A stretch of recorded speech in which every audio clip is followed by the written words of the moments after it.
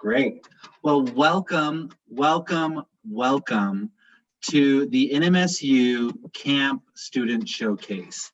You are in the right place. You landed in the right place. Thank you for being here tonight for our first student showcase. Tonight is a collection of research, art, study abroad, and service learning experiences from different students that have gone through the camp program. Some are current camp participants. There's a camp alum. We've even have NMSU alum presenting tonight just to share what it's like and what you get in this camp experience above and beyond. And one of the things I want to do is I really want to welcome you tonight. You know, like I said earlier, if I were to welcome you to the building, we'd be walking through those doors right now. If you've never walked through those doors, I can't wait till you can.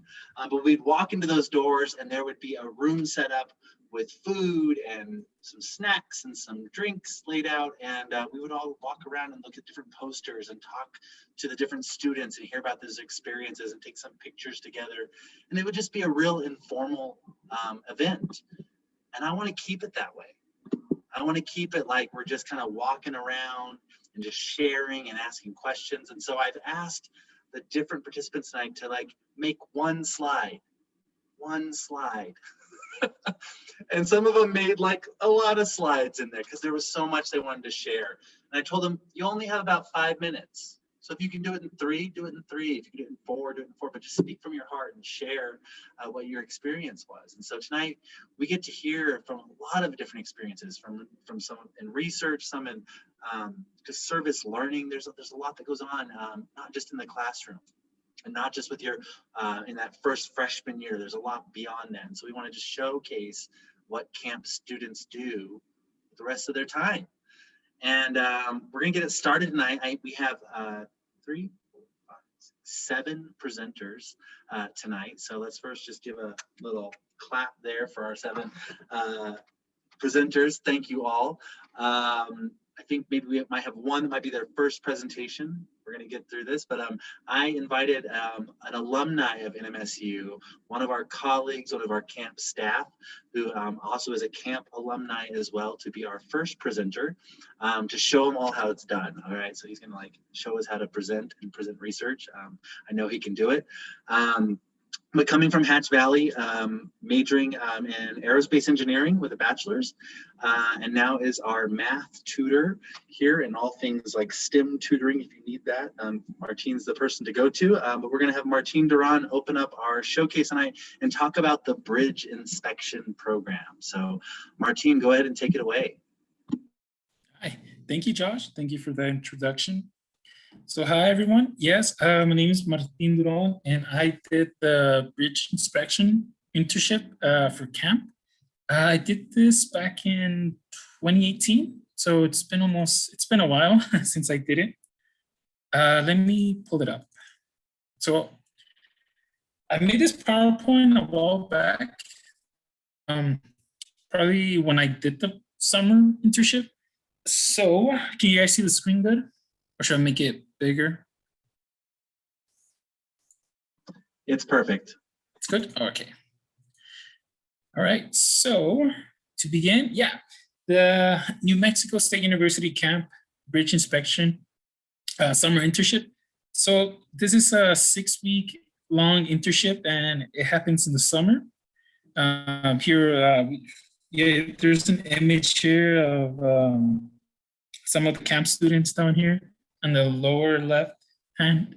So here we are looking at inspecting bridges. And let me go through the slides.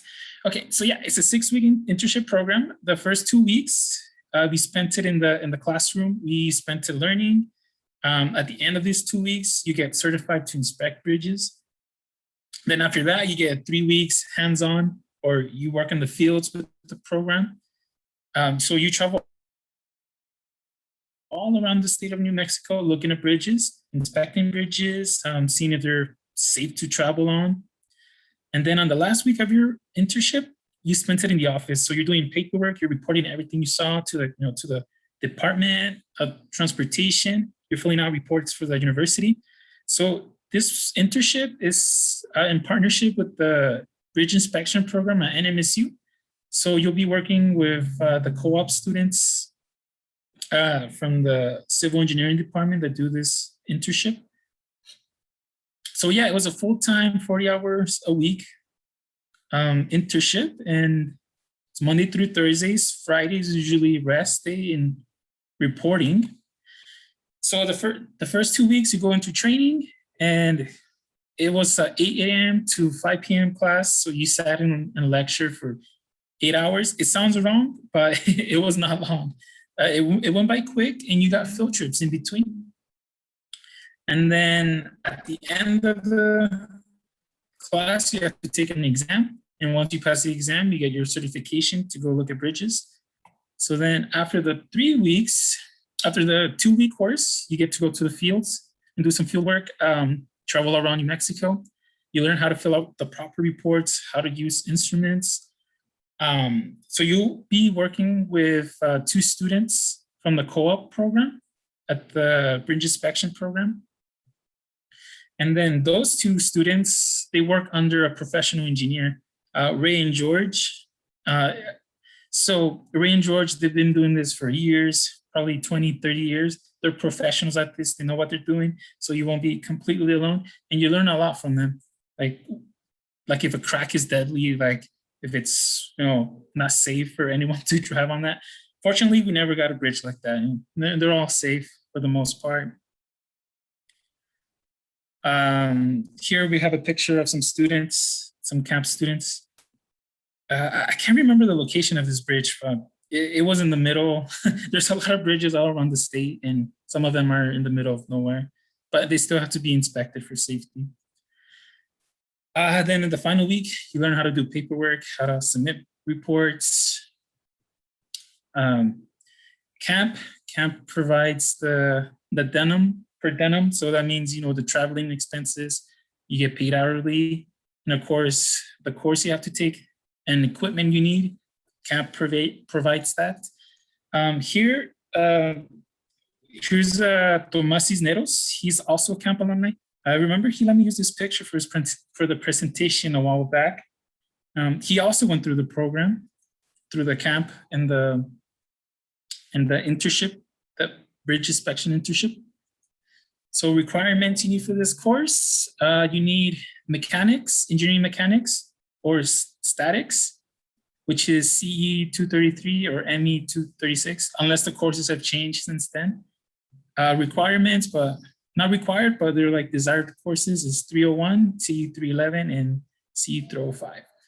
So statics, a lot of people get this confused with statistics, with stats. There are 2 completely different things. Statistics is, probability and all that. Statics, that's a different branch of physics, which focuses on Newton's first law of motion, which is just objects in rest, because you don't want a bridge that's moving around all the time, because that's not safe. You want it to stay in place. So that's why statics is really important. And yeah, that's the PowerPoint I have for now. I know I have another colleague here with me. He has a poster to share with you guys. For now, I guess we can leave the questions towards the end. And I will now pass the floor over to Edgardo Cáceres.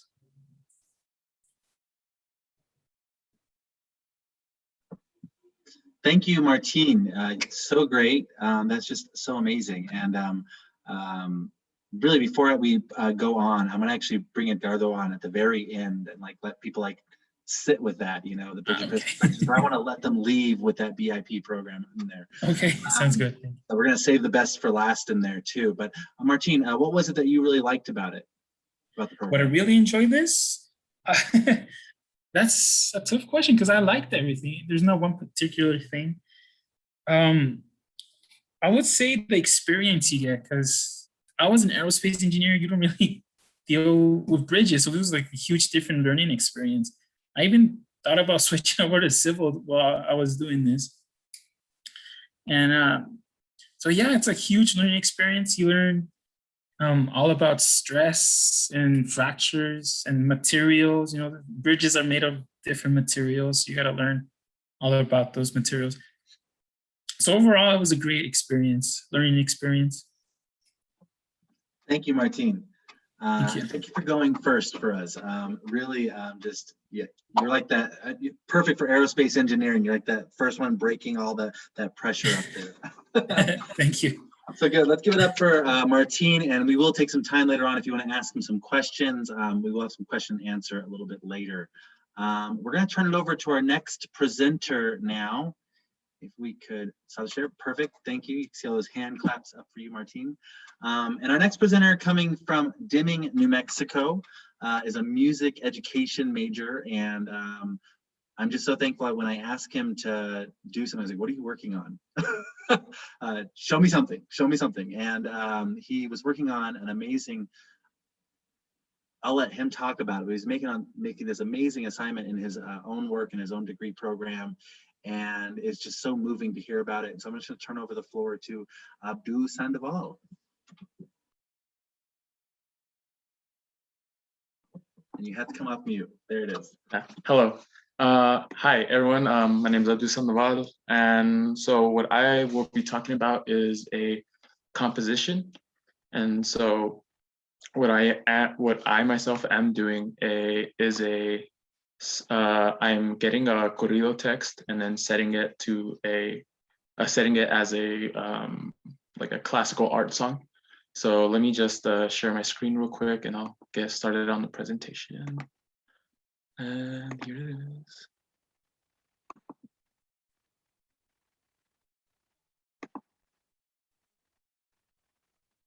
Give it a second, it's a little slow.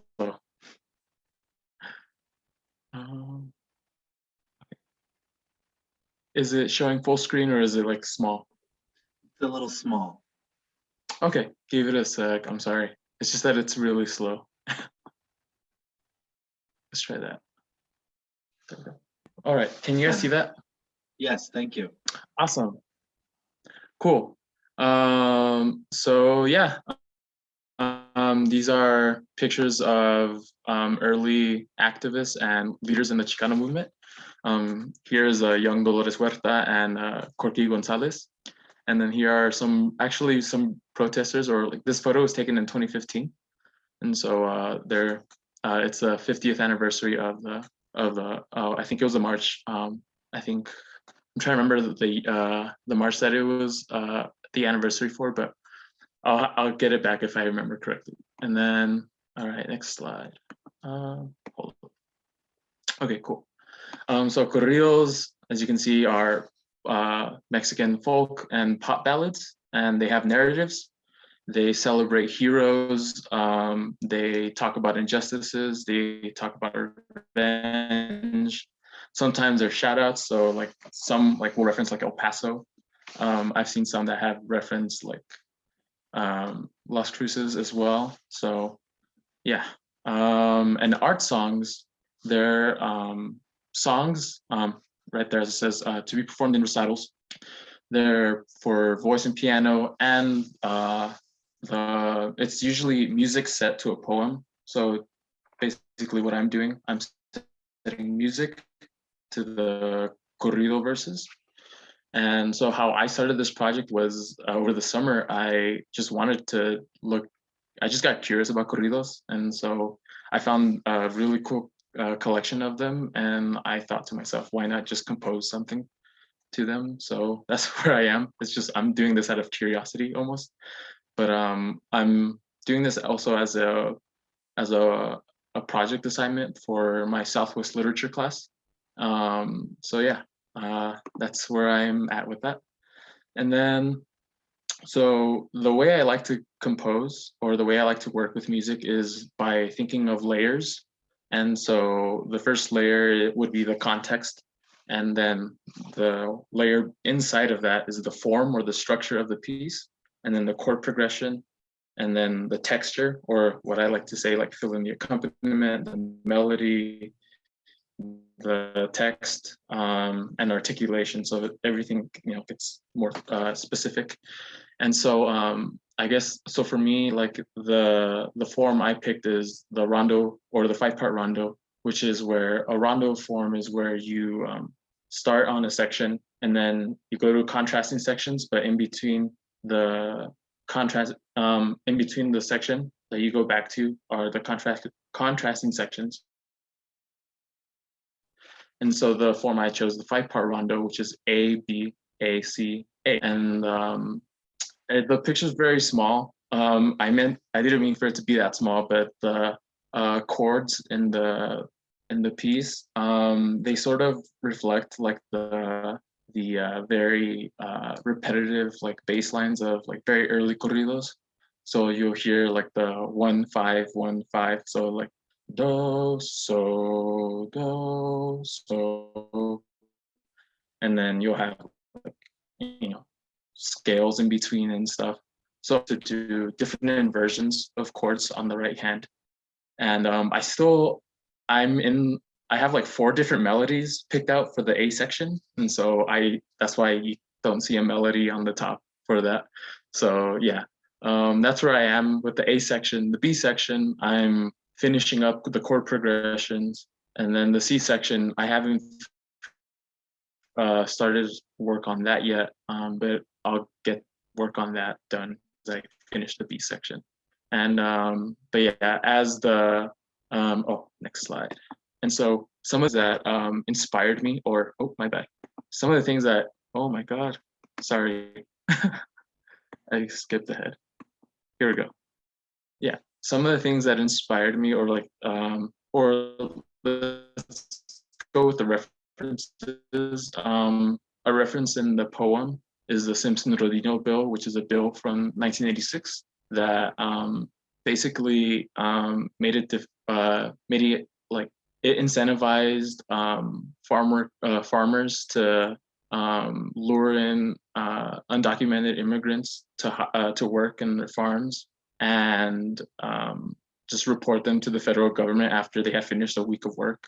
And so that is one of the bills referenced in the lyrics, and they go into detail about, or they talk about how, in the poem, they talk about how because of that bill, they want to move out to Chicago and other cities away from the border. And let's see, some of the imagery that is represented in the form of the music. So the rondo form, I chose the rondo form because I feel like it's a good representation as a metaphor for just like the sort of like constant movement of migrant workers or immigrants or immigrant farm workers, just, having to move city to city, sometimes like going like from where they live out to different cities and then back. And so, I'm going, using that, and then the development of the A section as it returns, I see it as a representation of, I see it as a representation of the evolution of the Chicana culture. And some writers that have inspired me are Gloria Anzaldúa and Elena Maria Viramontes, 2 Chicana writers. I love their work. So yeah, just I would go into more detail, but yeah, I'm a little bit over time. So I guess what I want to talk about after this is just my plans for it after I'm done. Well, first I'm gonna submit it to my professor. Second, I want to, after composing this song, I want to try to make a song cycle of like 3 to 5 songs by other either corridos or Chicano poems. And then I then want to arrange it for chamber ensemble, looking into different instruments. And then possibly publish it. And for sure, I do want to record it someday, but yeah, those are my plans. And yeah, and here are my references, if anyone's curious. Thank you, Abdu.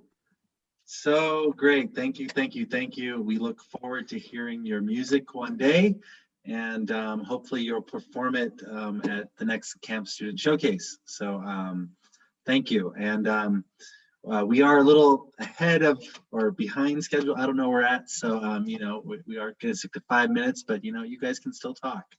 I'm going to go next to our from the Hatch Valley as well, a mechanical and aerospace engineering student. He is our current Camp Student Council president.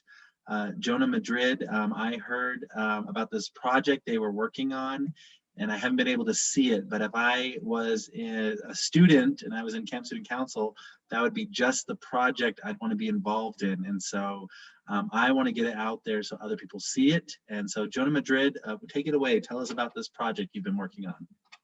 Great, thank you for that excellent introduction. I'm gonna go ahead and share my screen first. So give me just a second. So for the butterfly project, can you guys see that okay? Awesome, okay. So the butterfly project was something that the Camp Student Council put together this year. It was actually a part of a series of projects that were being conducted last year, but due to COVID-19, we were not able to finish the butterfly part.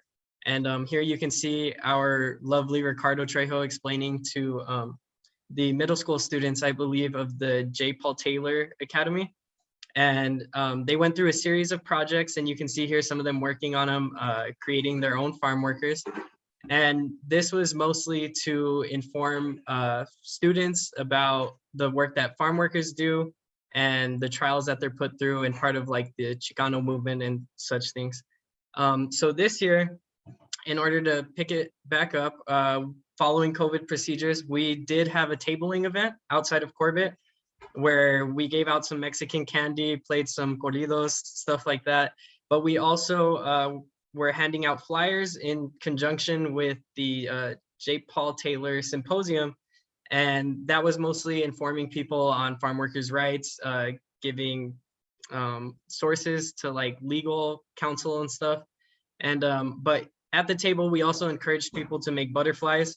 And here, actually in the middle, you can see we also partnered again with the J. Paul Taylor Academy.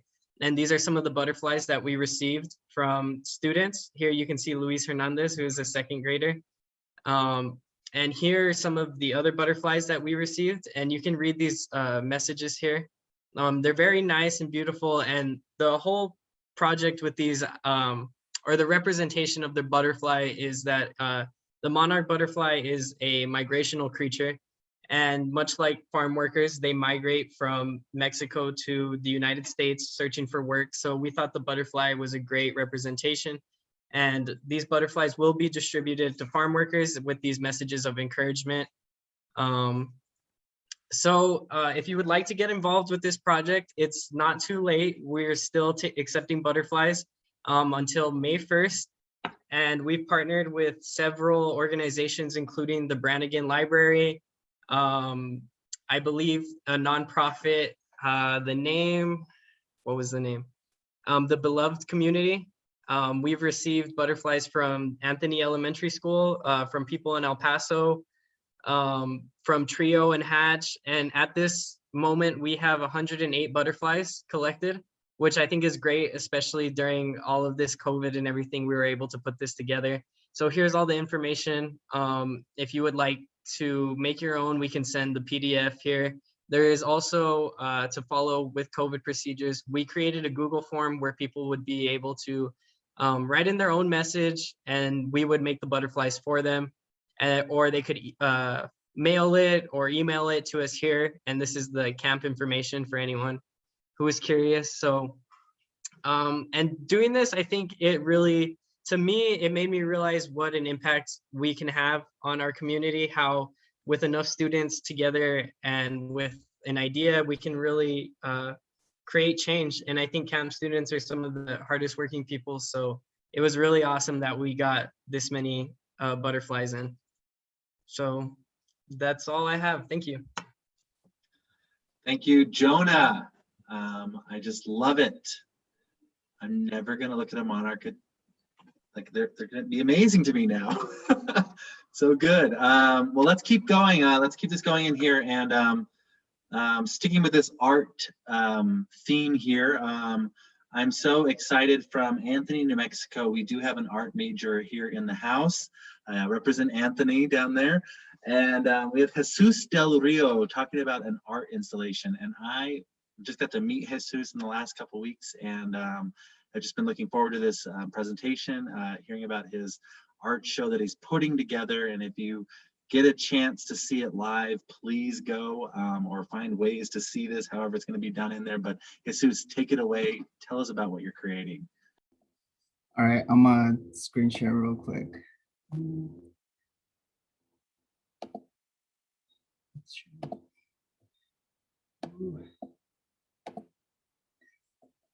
Is that full screen? That is. Cool. So first, I'm gonna introduce myself. I think it's important for you guys to understand my background and who I am as a person in order to see through my viewpoint my art. So I'm Jesus Del Rio. I am a first generation student here at MSU on my last semester. And this is my senior BFA show. I am a Latino queer man. And yeah, this is my art. So to start off with, my mom was an immigrant. She recently became a citizen. But with that, it came a lot of hardship growing up. She came to the United States to give me and my 7 other siblings a better life, which she has. And so I'm using myself as a vessel to put her story, my story, into a bigger audience. So yeah, this first piece, it's not the whole thing. So this is a little snippet of it. This is called Land of the Free. So with this piece, I wanted to bring the conversation about how me as a person of color in the United States, how there's barriers for me and how certain things are harder for me to do because of the structure of this country. And what I've created with this, I've tried to make a visual of the barrier. In the background, you can see figures of different skin tones. They're supposed to mimic people of color. And yeah, it's the whole setup is it's 2 pieces. They're faced one wall against the other, parallel to each other. And it's supposed to create this space because I think both of my pieces talk about this space, which brings me to my next piece, which is called Diversity. And so how I see diversity that has become in this country is basically injecting people of color into white spaces. And so this specific piece that you guys are seeing, it's supposed to mimic demographics, the circles, right? And when I started this project, I started with the idea of it being an anti-capitalistic project. And the more I kept going through it, I realized that what bothered me the most about capitalism is the injustices that it brings to minorities, specifically people of color. And like I explained, my mom is an immigrant. She's worked in agriculture. I've worked in agriculture. So I know what the end of this whole system is, you know? And so I think it's important for this conversation to keep going on, especially specifically with this political climate. And yeah, this is an installation shot. This is not how it's going to end up, but basically how it's going so far. If any of you guys are interested actually in joining the virtual opening reception, it'd be next week on Friday, April 23rd from 5:30 to 7:30. If you guys do want to see the show in person, it would be, there's time tickets you guys can sign up for, and there's 3 shows going on: the BFA, the Jurid Student Art Show, and the MFA. So you get 3 for 1. So if anybody's interested in seeing more of this, there's also going to be another talk I will be having on the 6th of May. If you guys want to ask more questions about my art or anything, you're welcome to. And that is the end of my presentation. I feel like I rushed it. No, you are good. Thank you, Jesus. Let's give it up. Enjoy all that love coming your way. And yes, those questions, if you have questions for people, like write those down really quick because we're going to have a question and answer piece coming up here after our last presenter. We have a couple more to get there before we get to that question and answer. Our next presenter was the first person who applied. When we put a call out to do presentations, this student was right on it. And they asked, like, can I talk about this? And I was like, sure, let's talk about that. And so coming from the nursing department out of Hatch, New Mexico, and one of our pre-nursing students is Yamilet Carranza. Carranza, did I say it right? Carranza. I have an E over here, but I'm seeing an A over here now. But Yamilet is here, and she is doing some work study at Las Cruces Public Schools. And if you have never taken a work study job or don't know about it, like work study got me through college. And so it is such a great program, and we don't realize that's a good financial aid package. And Yamilet is doing some amazing stuff with in her job. So Yamilet, please tell us what's going on.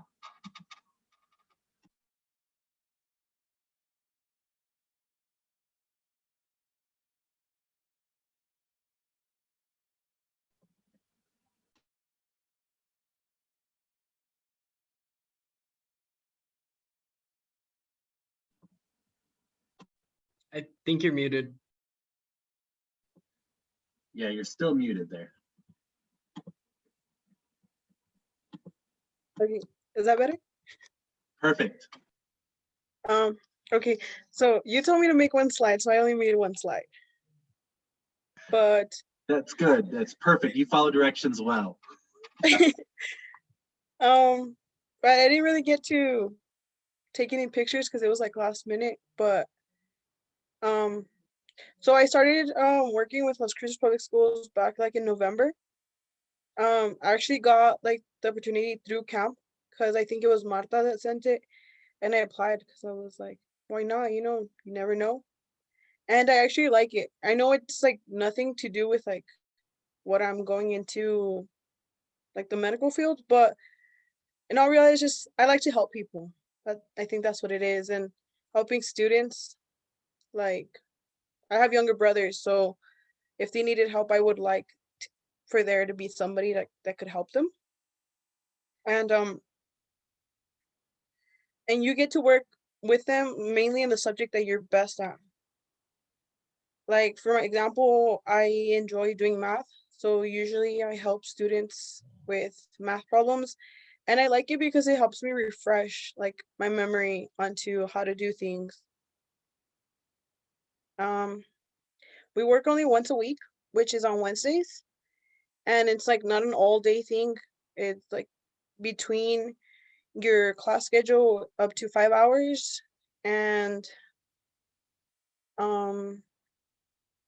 we get paid $15 an hour, which is, I think, is pretty good. And we get paid bi-weekly. I don't know what else to say.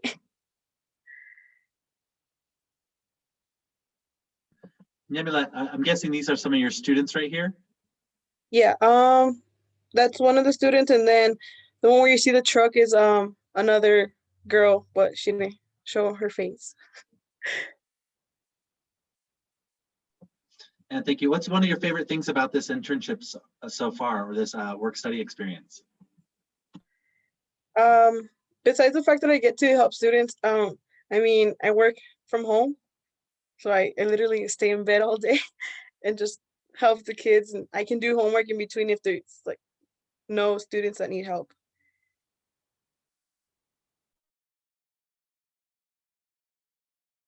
Well, thank you, Yamilet. We may have some questions for you here at the end. Thank you so much for jumping in. And I know it's really hard. We can't take pictures of our students all the time, and you got that permission to do a couple screenshots. So just way to go and for putting it together.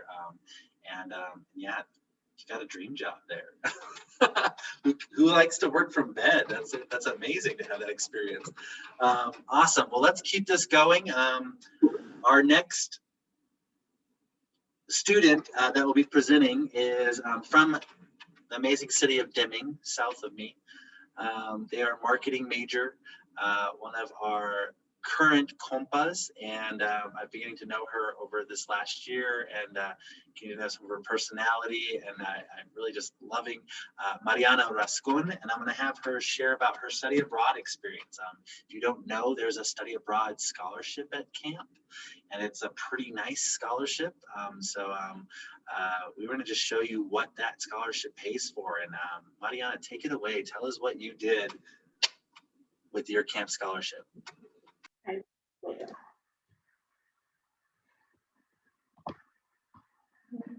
Can you see my screen? Yes, we can. So I prepared kind of quick what you need to know to study abroad. So basically you begin by having in mind your destination, where you want to go to. And I always knew that I wanted to go to Spain, but I never really had a city in mind. So if you know that you want to study abroad and it's something that you're really serious about, you can start by attending the study abroad fair or walk-in Wednesdays, which now are done on Zoom. So what I did is I went to the study abroad fair and I actually talked to all the tables, not just the Spain one, because it's also really important that you know all your options or all the opportunities that you have. There's also internships or month-long programs with professors. So I knew that I wanted to go for a semester. So I went to the Spain table, and the next is that they ask you to pick the correct advisor. NMSU has more than one study abroad advisor. I believe we have around 4 or 5, because each advisor focuses on a country or a destination. So once you have the correct one, you'll start picking your programs or whatever university you want to go. So with my advisor, I decided I wanted to go to Seville, Spain, which is these 2 places. The top one is a more kind of what the city represents, and the second one is more of a modern one that the locals don't really like, but I liked it. So they say it's too touristy, which I guess is right. So next that I knew that I wanted to go to Seville, you go into the costs. And I know a lot of students might think that it's not affordable or that it's kind of hard to go to, but MSU actually makes it pretty affordable. They guaranteed that your tuition at whatever university you're going to will stay the same. So you could use your financial aid as well as scholarships. There are many scholarships like a camp scholarship that I applied to that one and I got it. And there's also the Office of Study Abroad and the Gilman Scholarship. But mainly I really applied to the camp one and then I used my financial aid. So then next day you're ready to go, you gotta pick your housing, which there are many options too. There's student apartments where your study abroad advisor will connect you with a website or a program where you look at your options and also who you're gonna dorm with at the student apartments. Or you could live at the school, but sometimes staying at the dorms is not as convenient. I found out that for me it wasn't, because the school was kind of far from downtown or the center of the city. So I wanted to be closer to where everything is. So I decided to stay with the host family. Here's some pictures of me with my host family and not my roommate, they gave us our own rooms, but I shared a host family with Makoto, a Japanese student who was also learning Spanish. So not only did I get to learn about the Spanish culture, but I also learned a little bit from Makoto and what she did for me too. I taught her a few Spanish words. And finally, you're there for that city, and your program, but you're also there to travel. Europe is, I would say, really affordable to travel since everything's close by on plane or on train. So you could really plan your own trips like I did, or you could go with special agencies. Like those pictures that have the logo, it might look like I stole them, but I didn't. The agency that I went with also hires a photographer. So basically you get all those pictures afterwards and they plan the trip around you too. Yeah, that's it. Thank you. Thank you, Mariana. Yes, and just so you know, the borders are going to be opening and travel is going to be coming back to the world. Get your vaccines, go out there and do that so that you can go get a scholarship and go study abroad. It's like, do it often. I think I went on 3 or 4 trips while I was in school. So like, go do it. Awesome. Thank you, Mariana, for bringing that experience to us. We're going to bring it back. I told you we were going to end the day with a bridge inspection program presentation. And so we're going to bring it back, bring our poster presenter in here. And who we have is from the Hatch Valley, again, a civil engineering major. Edgardo, we're going to turn it over to you. Perfect, thank you. Let me go ahead and share my screen.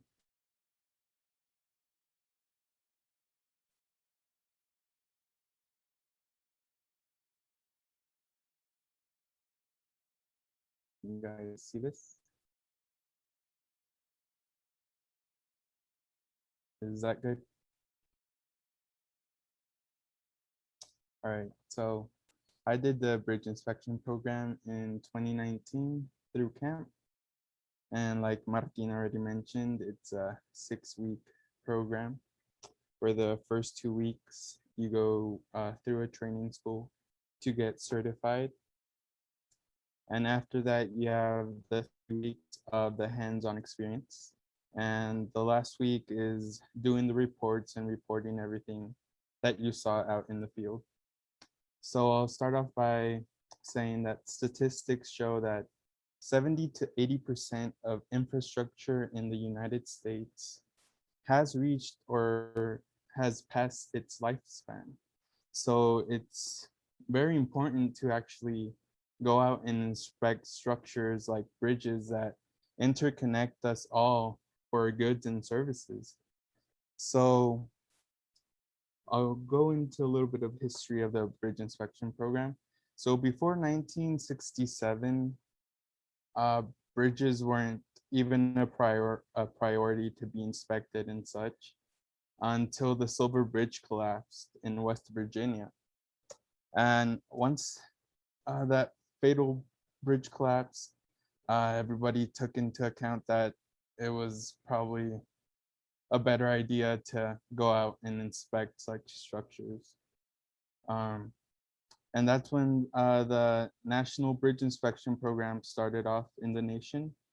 And in the late 80s, early 90s, the bridge inspection program came to New Mexico State University. And at the beginning, NMSU co-op students were the ones that inspected all bridges here in New Mexico. But after some time, more agencies came to New Mexico State University and started taking the training courses that they provided.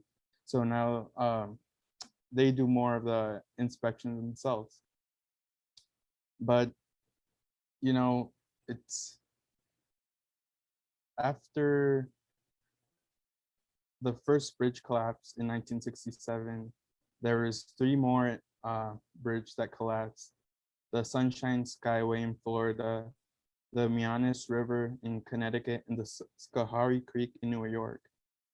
And after that, they just decided to get stricter on what they had to do, and more training had to be done for engineers to understand that design was a priority, that inspection of critical areas, and that all bridges were met to state codes and standards, since a lot of people were at risk, since a lot of these bridges have actually reached their lifespan.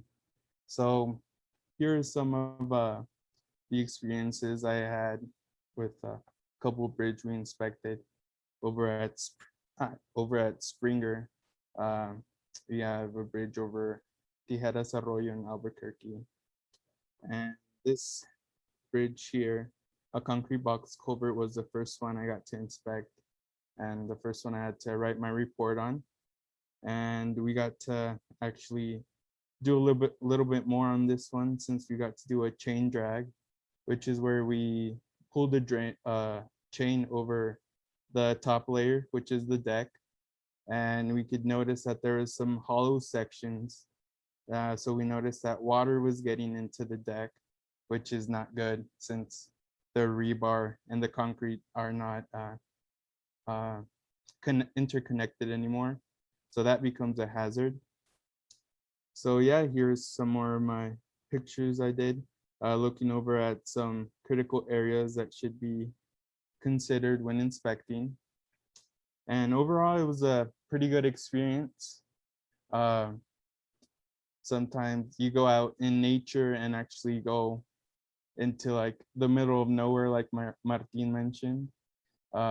It's pretty cool going out into nature and just having to walk down these slopes and try to inspect these bridges. Here you can see some pretty major cracks on these abutments, but they're not too critical yet. They just have to be reported and such. And overall, infrastructure just will keep getting old. Even if you rebuild it, at some point it will get old. So it's important to keep inspecting them and making sure they can still be in service. And overall, I just want to thank CAMP for giving me this great opportunity to actually get hands-on experience in my field of study. So that's all. Thank you, Edgardo. Thank you so much. I learned so much. I wrote down the date 1967. I'm just so thankful that we're inspecting bridges now, so that's good. We learned a lot, so let's just give one big round of applause for everybody that presented tonight. Thank you so much for the work you do, the research you do, for being a CAMP student, for being like an above and beyond CAMP student. Like you make us proud, and it's so amazing. You make your communities proud, you make your families proud, and just it's so great to see what you're doing. And so thank you. I want to take the next 10 minutes or so, really just to, is there any questions? Maybe you heard something today, you want to get something clarified. I know Dr. B's nodding her head, she has questions. But Dr. B, if you have questions, I'll let you have one first. And if anybody else, you can write them in the chat or just raise your digital hand and we'll call on you next. That's a question. Dr. B, go ahead. Can I, because I'm sitting on my hands, I'm so excited. You all are just amazing. Maybe it's just more of a comment. I just, I never tire of experiencing these research poster expos, camp expo, showcase. I always call it something different every year. I always get the name wrong, but I absolutely love it because we never really have a chance to see what you're learning, doing in the field, in the classroom, and this is when we get to see it. So I just want to say thank you for making the time to do this, and it's just incredible what you each do. I mean, it's so inspiring. I don't want to start crying, but I'm gonna ask a question to each of you very quickly and just think about it, and then the next time somebody asks a question, if you can just tack your response back to me on my question. So Martin, do we need bridges that move? Don't answer yet until somebody else asks you a question, but just think about that. Do we need bridges that move? And that goes for you too, Edgardo. And Edgardo, since you mentioned the beauty and the landscape of a place, what is the most beautiful place that you went where there was a bridge? Okay, that's for you, Edgardo. Abdul, music. I'm gonna reach over a little desk I have right here because I have to show you something right quick. So where's Abdul? I don't see Abdul. Abdul. Are you on? Can you see this? Can you see? Where is he? Did he go? There he is. Okay. Yeah, I can see it. Okay, so yay. I can't wait to hear your corrido, and yay. And have you ever thought about making a camp corrido? So sit on that. Nobody answer yet. Just think about it. Jonah, the butterfly project, what did you learn in helping to organize the butterfly project beyond what you already said? And you selected a butterfly that my mother-in-law wrote and made. I recognize her handwriting anywhere. It's like this big. So thank you for that. Jesus, oh my gosh, so inspiring. I wish there was time for you to share the other project you did that I still think about that you did when you were a freshman. And that was 4 years ago, and I'm going to start crying. I want you to know, Jesus, that I was at a talk yesterday for an artist that is studying in the East Coast. Their name is Vic Quesada. I don't know if you saw it. They were sponsored at MSU, and they write and work and took photographs of El Paso. And I think your work by far is much more dramatic, intense, and amazing. Okay. So their name is Vic Quesada. So look them up. Okay. Yamilet, helping people. Since you, where are you, Yamilet? I'm looking for your picture. I'm sorry I'm taking so much time, but I'm so excited.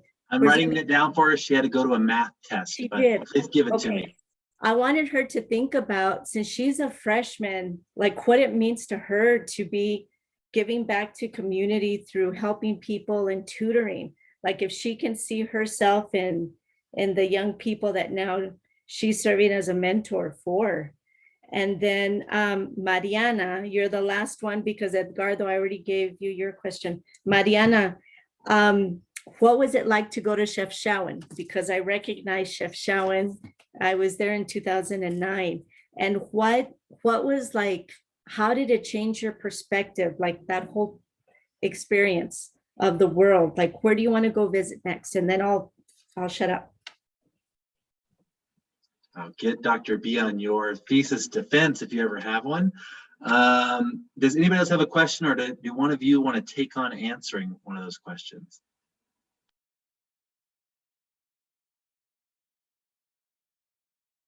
Well, if there's no questions, I'll go ahead and take mine on. I believe it was like what I learned from planning and organizing this.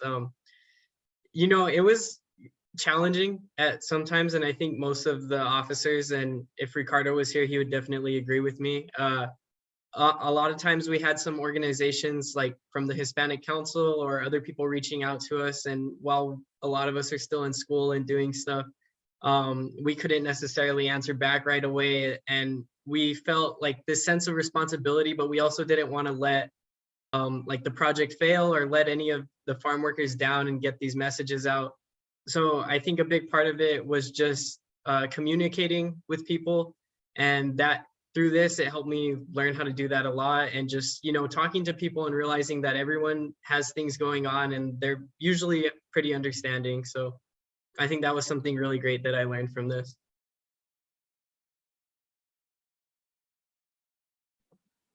Thank you, Jonah.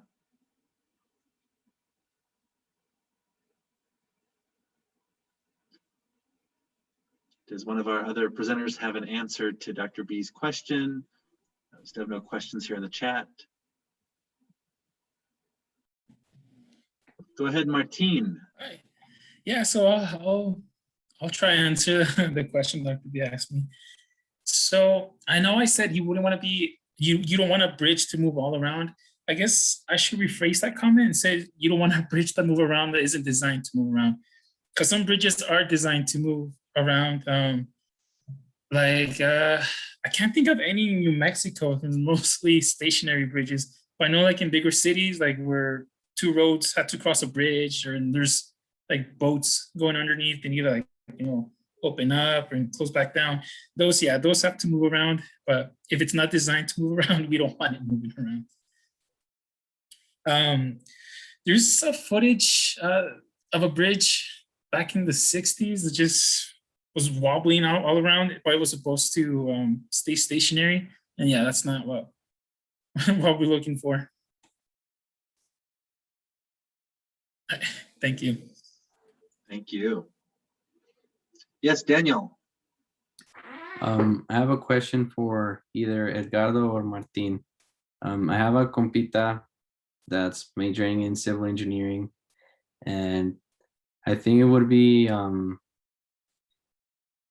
the question would be, how important has this internship been on, your perspective of your major? Like, have you put to action, you can say, like everything that you've learned in your classes? I think I can answer that. So actually going out and getting the hands-on experience other than just looking at diagrams in a textbook on the board. You actually go to see what everything looks like, how to see different different designs, what they're designed for, and how they can be implemented. I think that was that really helped me for the rest of my courses, since I was able to see like the real life experience. You get the different perspective, the real life perspective actually. So it does really help. Edgardo, while we still have you there, do you have an answer for Dr. B? Yeah, I can try. So I guess the best place that I saw a bridge on was under I-40 East in Albuquerque. It was the Tijeras Arroyo, and it's a concrete box culvert, and I think it's like 50 feet of compacted soil on top of that, and then I-40. So we had to climb down there to actually inspect. And one of like the crazy stats out there was that when the arroyo runs, it ran a foot below capacity, so it ran about at 14 feet high. The water did, so that was like pretty amazing to me. And for like moving bridges, I think they're implementing more movement into bridges due to like earthquakes and seismic areas. So I think in the future, more instead of stable bridges, we'll have like a more interactive bridge that moves more, so it doesn't get like completely destroyed due to an earthquake and stuff like that. Thank you, Edgardo. I want to go to our panelists there. If you'd like to answer Dr. B's question, I know we're getting at 7:01 and wanted to keep us within that hour range, but Mariana or Jesus or Abdul, Abdul, go ahead. Yeah. Hi. So I guess if anything, because I guess the way I would go about writing that is I would obviously write my own text, I feel, and just try to like write something, I guess like a verse that's personal in the sense that like represents what camp has done for me. Maybe not a whole corrido, but like maybe like a whole, I would say like a whole verse. I feel like I could, or maybe a song could be like a verse, something simple, but just focus it on like the things that like camp has done for me. So I guess in that way, yeah, I would probably want to set the music more I guess in a more modern style and more like esoteric in a sense, just because that's the kind of music I really like. But yeah, I don't know. I feel like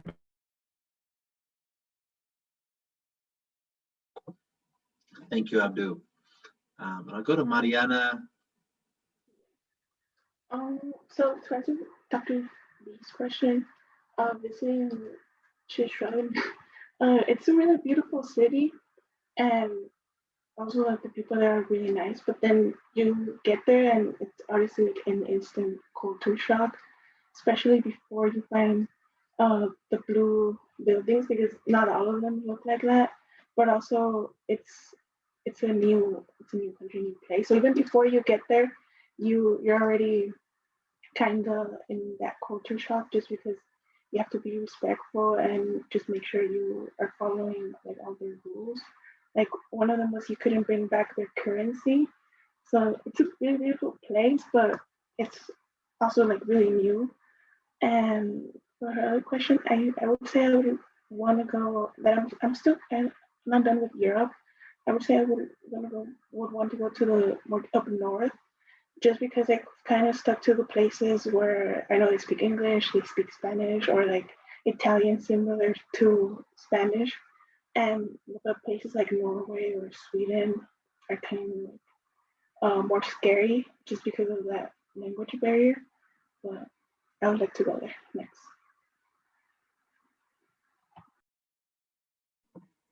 Thank you. And Jesus, I know Dr. B didn't give you a question, but anything you want to say to her comment? That means a lot. It really does. It makes me feel like I'm actually doing something right. I think it's really important for voices like mine, like ours, to be heard. I think the main reason I became an artist is because I saw a lot of people without a voice, and I wanted to be the vessel for those people. You know, when I think about somebody that comes into my mind, like my mom. You know, when I was 18, I was so excited to go vote because I could vote on her behalf. You know, and like this, I can voice her voice and people that don't have one. You know, but thank you. It meant a lot. Thank you. And just want to give another round of applause to all of our presenters today. Thank you so much for everything, for being here for this night. Thank you for everybody who showed up as a guest to listen and ask questions and to be here.